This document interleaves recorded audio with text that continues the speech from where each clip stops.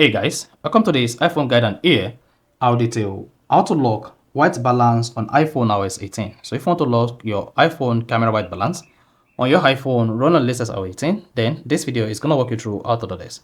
So if at the end of this you found this offer informative, please don't forget to like and subscribe.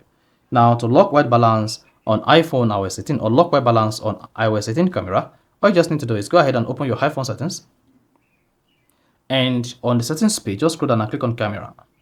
Now, once you've selected camera, locate the record video, click on that. Then on the record video settings page, just scroll down until you get to lock white balance. You can see lock white balance while recording video. So go ahead and turn this on if you want to enable lock white balance. And then that's going to lock white balance on your iPhone whenever you're recording videos to iPhone camera.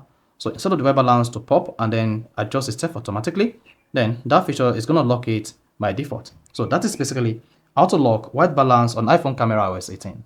So if you found this offer informative, please don't forget to like and then subscribe.